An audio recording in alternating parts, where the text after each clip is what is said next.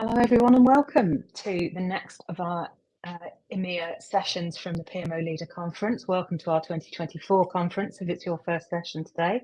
If it's not, I hope you've been enjoying yourself so far. And remember, we have loads more to come as well. We're going around the world this year for 20 hours, I believe, so 2 hours longer than last year. And we have speakers from all over the world joining us, as well as yourselves in the audience. So jump in the chat, tell us where you're joining us from. Don't forget to visit our sponsors, but do that after the session, of course, because we're going to be brilliant, so you don't want to miss that. And what we've got today is an expert panel. We're going to be talking about how we unlock value, so moving from PMO to VMO, what we really mean by that value in portfolio management. Today we've got Deanne, we've got Ahmed, we've got Yaman, and we've got Leonardo. Ahmed will be joining us a little bit later, and as well as me. I'm going to be your host today, so hopefully you won't hear me talking too much, but I'm one of the UK ambassadors for the PMO Leader, bit of a conference veteran, and really enjoying this one this year because I've been less involved in organising it, so I just get to enjoy it, which is good fun. So if you've been to the sessions before, you'll know the housekeeping, but you'll find the chat and the Q&A options on your right. There's also a translation button, so if you would prefer this session in French, give that a try. That's a new feature this year, which is quite exciting, and since I can't speak French, quite helpful. So sit back, enjoy our discussion. If you want to make any comments or pop questions in the chat, go ahead. But in the meantime, panelists, I'm going to start us off with our first question. And I'm going to ask you to do a bit of an introduction the first time you jump in so that everybody knows who you are, where you're joining us from, and your areas of expertise. So I think we'll get started. And my very first question is a bit of a cheeky one because we're talking about the move here from PMO to VMO. But as a proud PMO, I know that a good PMO is already aligned to business strategy and maximising value and all that kind of thing. So why do we need a value management office? Why are we changing that title? And I am going to pick on Yaman for the first answer, please. Yes, sure. Hi, everyone. Thank you for giving me this opportunity to meet all of you here. So back to your questions. The main responsibilities for the PMO is to get the values of the projects, what's happening, and aligned with the strategic. But why we come with the VMO now? It's because two major things. The first one, if we can see last 2 years, the PMO's mindset from the others non-PMOs, they are thinking about the PMO is an office. He has to control and manage all the projects only without decide, without any authorities, without any decisions from his side to make sure is this the projects it's aligned with the strategic or no, and how we can mature the values of this project after it's execute and or delivered. So the VMO, as the VMO, it came to change this mindset. This is first. Second, the if we can say the last generation of the PMOs, to be honest with you, they are not thinking about the values itself. And this is the main purpose. This is the pillar for the PMO's office. If he don't think about it and he do not plan for it, so he missed the PMO value itself. So we are here to come up and uh, sound loudly to everyone. As a PMOs, you have to think about the values now. Even if we call you a PMO or a VMO, director, manager, whatever, the value is the matter here. Agreed. I think I absolutely agree. And I think that move to thinking about the whole strategic link and the value, it's something we've also seen in EPMOs, isn't it? Which is another title. The Enterprise Portfolio Management Office that stops looking at just projects and starts thinking about the whole link in with the business strategy. I wonder, Deanne, in your experience, do you think that ties in with the way that we're evolving? Yeah, I think I would agree with that. So just for everybody to know, because I'm here in Italy and I live in Italy, however, I'm from New Zealand and I spent 6 years in the UK before relocating to Italy. So I've operated globally through my company, unlike before now, for a long time, and I work primarily with high impact outcomes in technology, portfolio programs, and project management area. And I've been doing that for organizations across 4 continents since I started working for myself in 2005. So brief introduction as to who I am, but back to the question. I agree with what Yaman was saying, actually, because in some of my experience, I've seen, let's say, PMOs move more into a administrative kind of function, and very focused on in-flight activities, in-flight projects, what's happening, making sure they're on track, dealing with any change that needs to occur if some are being stopped or new ones are coming into the portfolio. And that role may no longer be sufficient for the actual value part. There's also, I think, something else to consider around PMOs where they may not actually be positioned in an appropriate level of the organization to be really taking on that responsibility and accountability around strategy and the value associated with that. During the execution of the initiatives. So I think that's something really important to think about.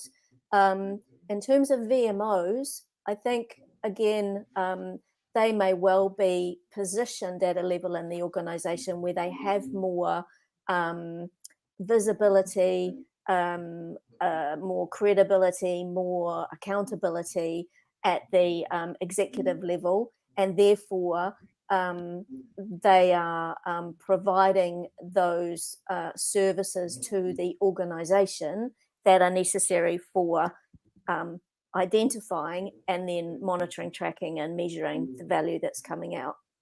One other thing that I would comment on is that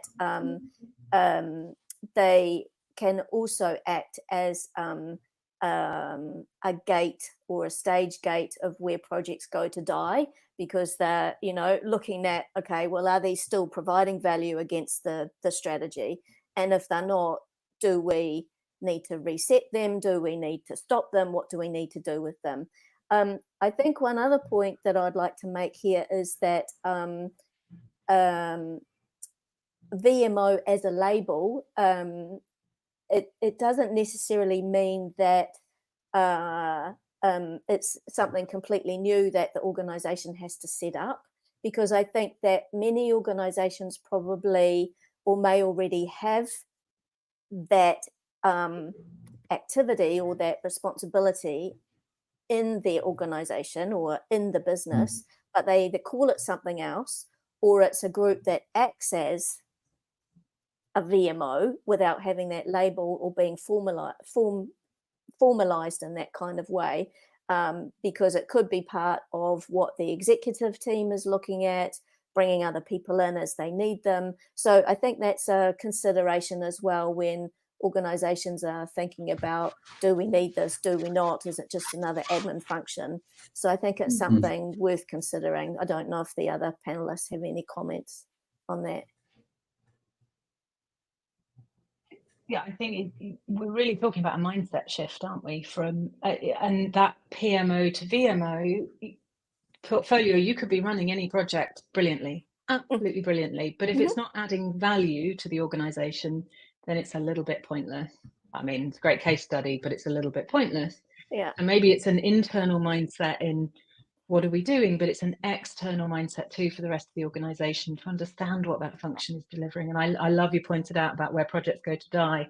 We all know projects that have just gone on so long and everyone's frightened to stop them, but actually they've well passed their return on investment threshold, and but nobody's quite brave enough to stop them. But if you focused around value, it would be an obvious decision. Exactly. Is there anything you wanted to add on this one as well, the sort of PMO versus VMO point? Well, I think all these concepts is really be clear from the more or less on the past 7 8 years ago, because before that everybody talking about the you deliver a good project because you offering given the triple construction by PMI, not the schedule, time, and budget. So if you deliver all this triple construction, is everything was fine. But for example, in the public sector, you never do that. Never ever. I don't know in your countries. I'm right here in Barcelona in Spain, and the rest in Latin America. I have many contacts with many countries, and never ever public sector. Never. No.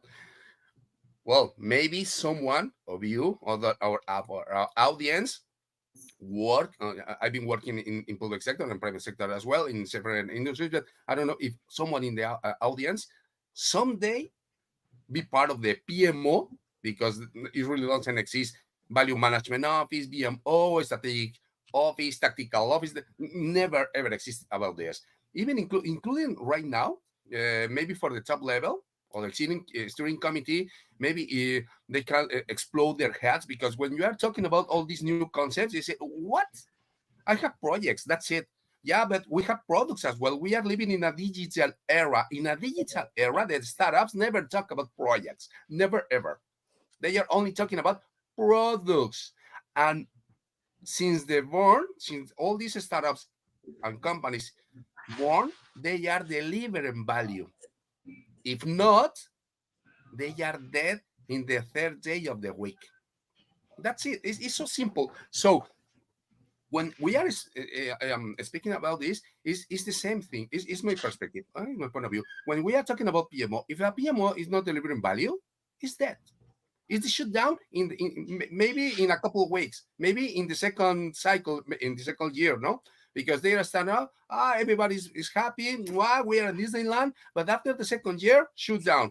Why? Because we are not perceiving value. Is the steering committee, top management, C-level, wherever. So I think the first step is for a sponsor PMO or the C-level who is going to be the owner, the lead of this office. We can call it value management office, agile value management office, and so on. It doesn't matter the name, but we need to be clear which is the value we are going to provide to the organization. Yeah, from the scratch. From the scratch. Later, we can put the title of our global office. So next, we should be sharing with the global entity, not only with the team, with all the organization, what is the meaning of the value for the global portfolio, because everybody understands that. First of all, the stakeholders, because the stakeholders, they always every day are delivering, are asking, expecting, waiting for something. What are they waiting for?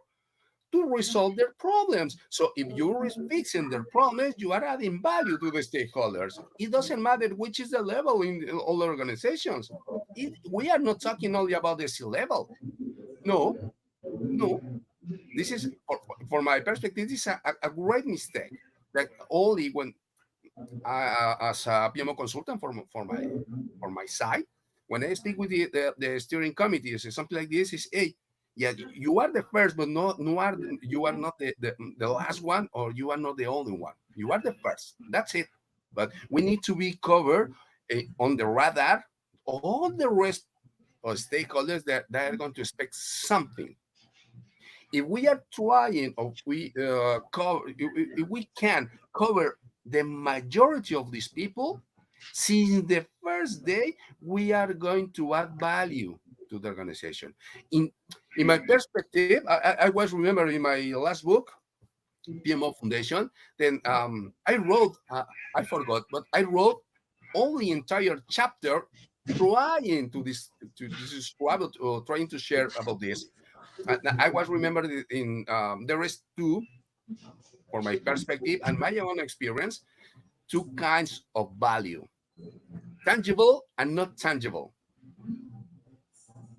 So this is for expanding all the speech, but I could explain several examples, but the most common is tangible when you are delivering on time or on budget. This is quite simple, yeah, but not tangible. Which will be the one, or one of the best of the first, when you are creating an atmosphere wonderful for working, when you are closing the first door and everybody's happy working and be part of the global office, when nobody is sick, is madness because they have so many work that they are full of work and they cannot share the rest of the day with their families, with their couples, with their kids, whatever, and they have to work every weekend again and again and again and again and again, and finally say, hey, I quit. I cannot live anymore like this, so I quit. I'm moving on. But when all these organizations, they retain all these people, we as PMO officers, as head PMO, head BMO, we're adding value to the organization because we have retaining the same team over the years. Everybody growing, no, as well, but everybody's growing together. So it's not quite as simple. Yeah, absolutely right. And we used to talk about benefits management all the time, didn't we? And I think the thinking has moved to value management, which is almost the same thing, but it helps us to get that sort of bigger perspective because we're not concentrating on the project's benefits. We're talking about overarching value to the organization, which I think is really important. We're getting a couple of questions coming in, but I'm just going to stick to our plan briefly because I think it's useful to pick up on part of what you were saying there, Leonardo, about how organizations are changing, especially the faster, more agile, more technology focused companies now don't talk about projects. They do talk about products. We see a lot more agile, and we hear agile associated a lot with value management offices. Do we think it's only an agile term? Is that something that you would only want out there, when you're making your great switch to value streams and everybody's sitting on bean bags instead of working at computers? Having done both, I like both. Or do we think that waterfall and hybrid portfolios should be thinking about a value focus as well? Actually, I'm going to go to Deanne first on this one because I think we'll probably all have something to say about it. I don't think it's anything to do with the method that the organisation is using. I think its value is organisation based. It's for the benefit and growth of the business. It's nothing to do with the method. The method might help you organise yourself around how you're going to measure and determine and measure and track and all of those sorts of things, but it doesn't determine whether value is important or not. If as Leo was saying, if an organisation isn't delivering value for itself, its shareholders, its clients, its customers, whatever it is, it's startup, product based, etc., it's not delivering value, it's out of business. Large corporates and enterprises are finding exactly the same now. They have to compete on a completely different level. So what they're measuring and what's important to them has shifted. So no, for me, it's nothing to do with whether an organisation is transforming itself into a agile structure and running, under a safe framework or whatever that it might be. Nothing to do with it. I agree. Anyone disagree? Excellent. That would be awkward, wouldn't it, if we had to arm wrestle over that point? So I'm going to flip to one of the questions from the audience because I think it's a good time for that one because we've really been talking about what this means to an organisation rather than that's the very insular world you can get with projects or any department of an organisation. But I'm going to flip to a question we got from Abdeladim, and I'm going to try and show that on stage as well, about how we facilitate a value-orientated culture transformation. So how do we get organizations to think about value rather than, I want to do a thing, please give me £2 million, now I've got a project and it's my world. How do we get that kind of thinking across the business? Leonardo, do you want to start on that one? I know you've had a lot of experience in this. May I? Yes, go for it. Go for it. Thank you. This is a very good question because when you were talking about cultural transformation, you are talking for how many people in the question? 100, 1,000, 10,000? How many you are talking about the only the headquarters, or you are talking on several other Isn't it facilities? everybody? I mean, if you want everyone focusing on value, isn't it the Okay, you are whole talking. mindset? For example, you are talking about everybody. You are talking about several cultures, several languages. It's not for my own experience when I was working with Arabian countries. Just Mm. for example, for Ramadan in here, but we cannot working with them because we need to respect them all this one entire month. So you have an in a pivot speed, one, and suddenly you should have on the calendar annual calendar that in June, for example, just for example, is the Ramadan, and you cannot work at the same speed with the other countries. Maybe one, but what about if you have 10 countries? Ups, or vice versa. You're talking. I'm working with Jean in Australia, New Zealand. Yeah, but in Europe, in Spain, in August, you have to shoot down for holidays. Spain, France, Italy. Mm. How come to move? You cannot. You cannot. You can put it in PowerPoint. Yeah, yeah, we are the best. Happy flowers, whatever. You cannot do that. No, you have the steering committee, they only have to put the strategic goals as a global company, but each company should have his own PMO or UBMO, whatever, at tactical level. Tactical, because the Yeah. strategic goals, they're really done for these people.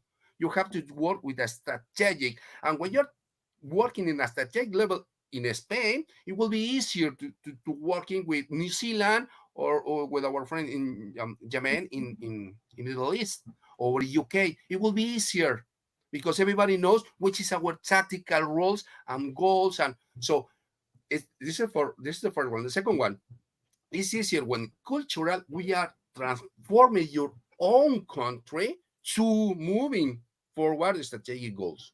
And later you are sharing experiences with the rest of the company, and all together they are evolution in maybe in one corporate corporate point of view, but at the same time is quite different. But Yeah. you have the main goal, strategic from headquarters, and you are working globally because we have a relationship between all of us. And later, on the tactical level, be very conscious about this, and sharing when you are doing I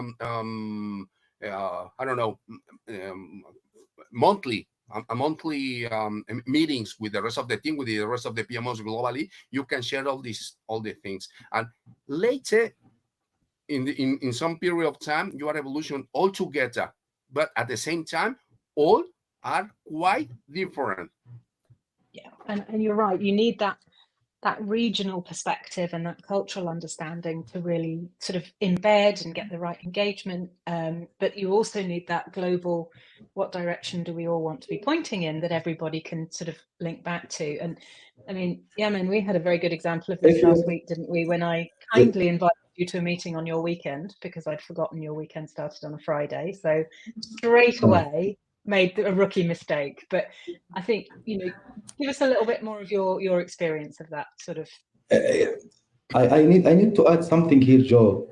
Mm, Yeah, I do agree with Leonard about what he says, and this is one of the main responsibilities. If we need to make sure the value it will be achieved, you have to manage your stakeholders and respect them. This is a very important thing. Sometimes, if you have a global project with different countries. Sometimes it's not a different countries. Sometimes you have a mega project in your country, but in a different areas. So each areas they have them cultures, them mindset. So they have to respect them cultures and mindset. This is first. Second, you have to respect them ideas, them opinions, because they know the localization more than you.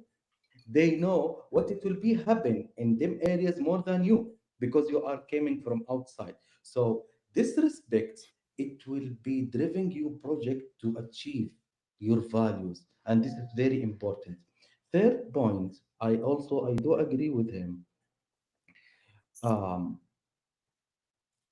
let's agree we are a human, and all these methodologies, principles, frameworks, anything we did, it came from the human.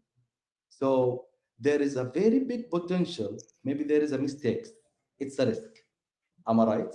So Yeah. I agree with anyone. He take these signs as the frameworks, as the methodologies, principles, whatever, and he can align with his environment, with his culture.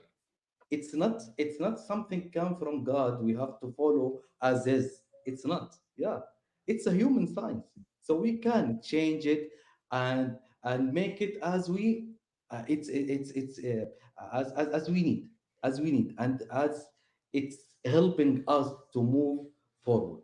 And so I agree with you, Clara. I think well put. Diane, do you want to add anything on that one? I think that last comment, it's not one size fits all, and and any guidance or method or whatever you want to, or approach that is being, let's say, promoted or is available out there for organizations to take advantage of and apply, they need to do that in a way that is relevant for them. In terms of culture, I would say in the many organizations that I've worked in around the world, culture, the organization's culture of how that operates and functions is set from the top down. So it's very, very, very difficult to change a culture from the bottom up. You might be able to do that in your business unit or in your PMO or your VMO or whatever entity you are, but the overall operating culture of the organization and how that functions must be taken into account. You also need to define first up and be clear what actually value means. And I think that leads into one of our next questions quite nicely as a segue. That is a perfect segue. I should slip you a tenner for that one, because that was, I'm going to say, we should really go back to basics. Yeah. And say, what do we mean by value? We talk about value all the time, but what do we actually mean by that? And I think that's crucial, not just from an organization's perspective, but recognizing that we're all working in different cultures, we're all working in different industries, we're all working in different pressures. As Karen rightly put, we are all human as well. We all interpret things our own way. Being really, really clear about what an organization means about value is crucial to that transformation. But what do we think collectively that we mean by value? Look, Leonardo's chomping at the bit here. Go for it. Tell us what you think. No, Joe, it's a quite feedback now, because everybody's talking about value. The value is like love. Everybody talk about love, but very few people is able hard to define. To share. It's the same one. It's the same one in the organization. Everybody talk about value, but what is value? I don't know. It's value. What is it? Whatever you want. It's the same. Love. Yes. What is love? I don't know, but I love too much. But what is love? I don't know, but I'm feeling a lot. Wonderful. Quite clear. Pretty clear. Thank you. Close the door when you go out, please.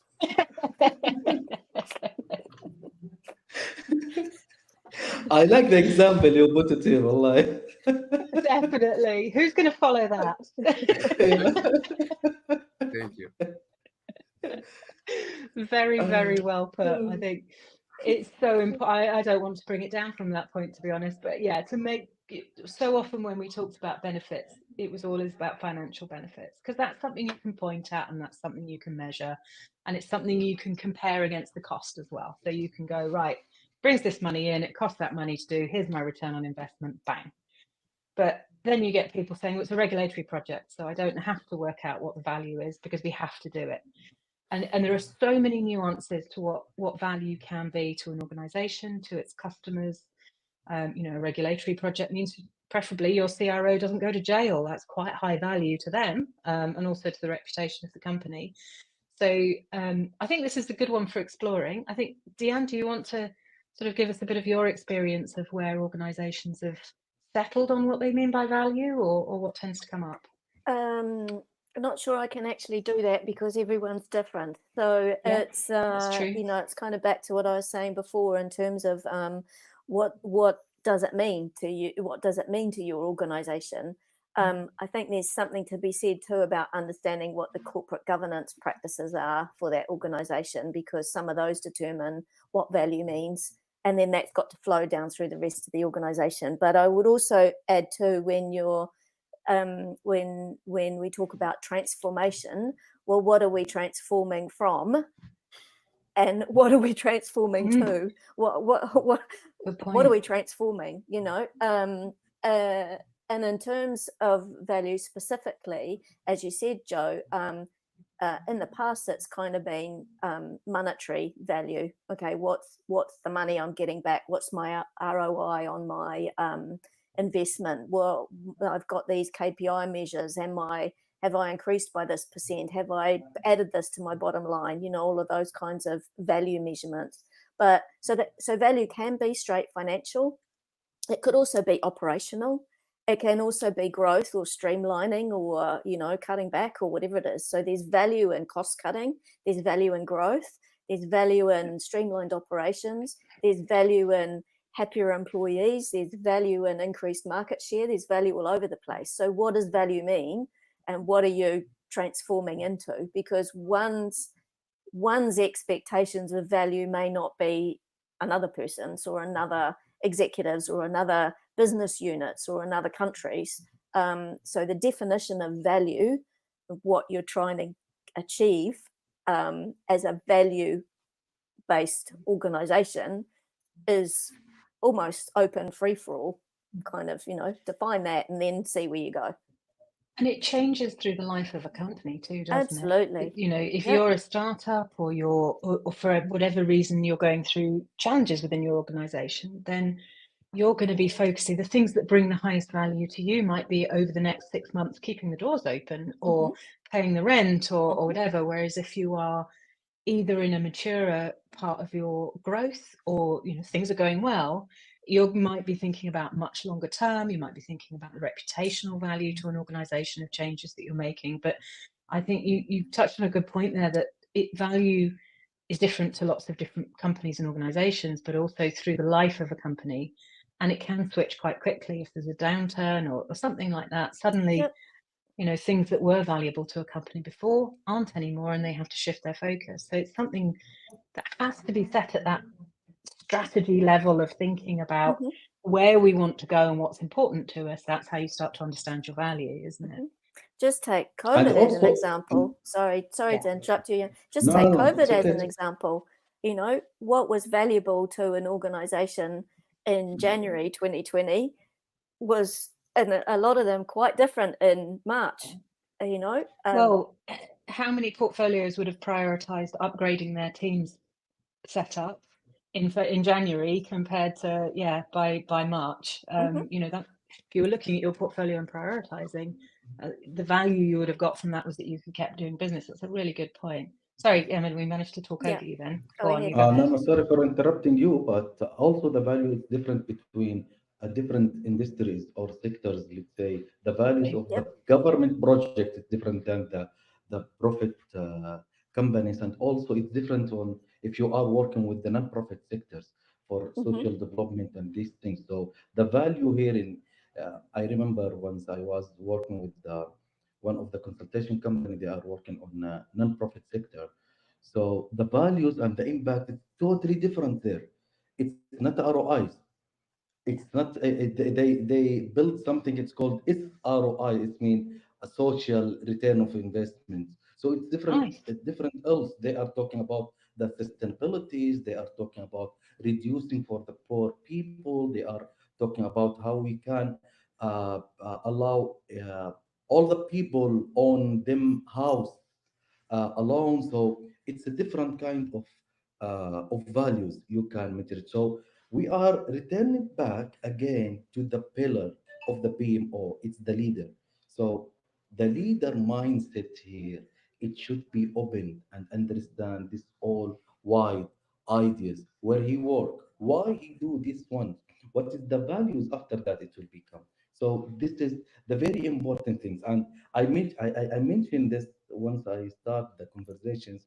I says the latest generation of the PMO's leaders, there is an issue with them, let's say, management and understanding the PMO values itself.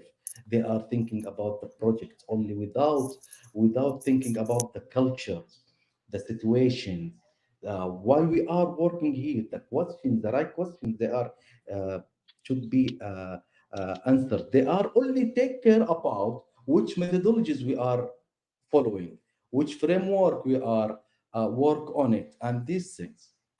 Yeah, which is definitely not the right focus, is it? You know, if you think Exactly. about the process instead of what you're trying to achieve, process is important and you want to do things safely and securely and efficiently, but Mm, it can't be the, you know, it can't be the be all and end all. It's got to be about that outcome for sure. mm.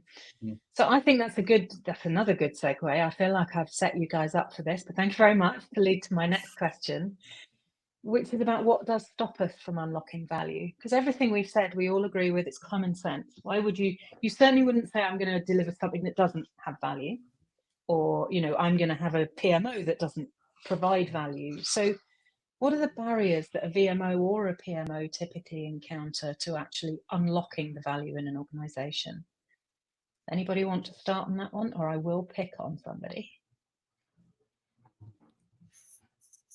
I'm I going to think pick on Leo Yemen. should go first on this Oh no, one. go on then, Leo. What do you think? What are our barriers to value? Well, as we have commented all these minutes, I think the first is unclear value definition.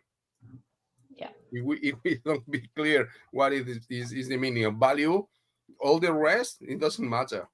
It doesn't matter. So later we can talk or discuss about benefits. It is about benefits of what, for what, for yeah, whom. So I fully agree with the end, the answer, and Jamen with the Mm, past comment, because all is related. So okay, for a steering committee, it's only money. You only, mm, if you're talking about benefits and value, you're talking money. That's it. Don't waste your time with PowerPoints, blah blah blah. No, no, don't waste your time. That's it. With the rest of people, okay, you should do a better exercise. And as Jamin have comments, is quite different in any industry. That there is one common in public industries, IT, telecom, blah blah blah, and sectors are private, public, and ONGs. Okay, so in public sector, sorry, in private sector is money. That's it. In public sector is not money, because why? Because in private sector is the shareholders and investors the money, and the public mm. sector is not their money, politicians money, is our money. So it doesn't matter. Waste. You know how much? Blah blah blah. Do you need more money? Pam pam. It doesn't matter. You ask and you give like sounds like you've confetti. been working in the UK public sector for sure. Possibly on the railways. Worldwide. Post office. Worldwide. Yeah. Maybe some countries are worse than others. In Spain, don't let me speak. So period. For which is this is unclear. Okay, this is the first. Second, we can knocking putting the dots, no, with benefits. Which kind of benefits, no, whatever. When I speak in the college, when our students, I put in focus, for example, I put in focus with tactical level, no steering committee. Why? Because it's very complex to explain them what about value beyond the money. No, they don't understand. No, no, it's like you are talking about 22nd century, the Star Trek. It's a waste of time. So when you are talking with the tactical level, because they are the right hand of these people, you explain them very well, and they only explain in one single, hey, understood.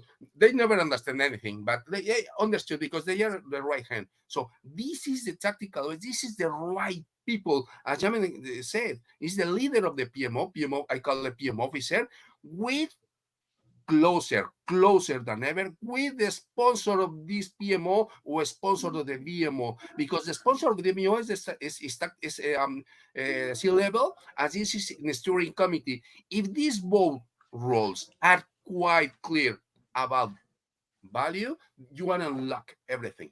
All the rest is one, and there is too much work for doing, right? That this is, if you have these both roles aligned about the definition of value, any level, the next benefits, services, functions, blah blah, everything you want will be clear for everyone. And later, the execution, operational level, because it's the real key of a very good leading no global portfolio is the execution and operational level, because they are really the guys. They are working and leading and managing all the projects and products. It doesn't matter if digital or not digital, startups or huge companies. It doesn't matter, because at the end they are the executing the global portfolio.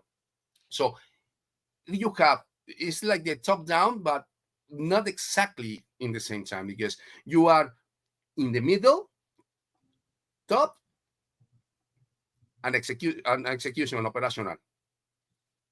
That's why it's so important when you have a global, a real leader with a real sponsor. Yeah, if you have both real, if they have everything It's clear unstoppable. Yeah, from you value can conquer the world. Yeah, until the end. yeah, Exactly. That's it. yes, It's yes, very difficult, no? Honest, but yeah. it's quite easier if you have this. If not, in nomine patria, filii, spiritus sancti. Oh, for ciao, Esatto, esatto. ciao. Sì. Buon fortuna. It's true. Yes, You've certainly gone places I didn't expect to in this panel. It's great. Right, we have got 3 minutes left. So let's have a lightning quick, Diane and Yaman, on your thoughts on the barriers to value, and then we'll thank everybody and we'll sign off because we've got very little time left. Diane, do you want to go first? sorry again to add.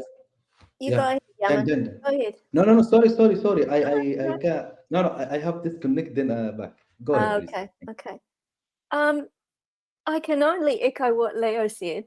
I think also back to the question about the culture and into a value-led organization.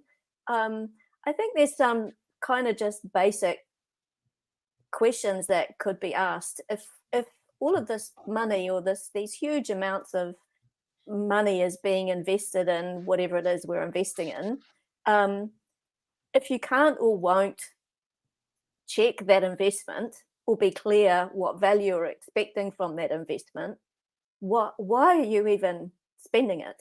Because as individuals, we would never do an investment if we didn't know what we were going to get back or what our expectation was, right? You wouldn't take out an invest money with the bank. You wouldn't put it in the share market. You wouldn't do whatever you're doing with your money, put it in your house, buy a car, whatever it is.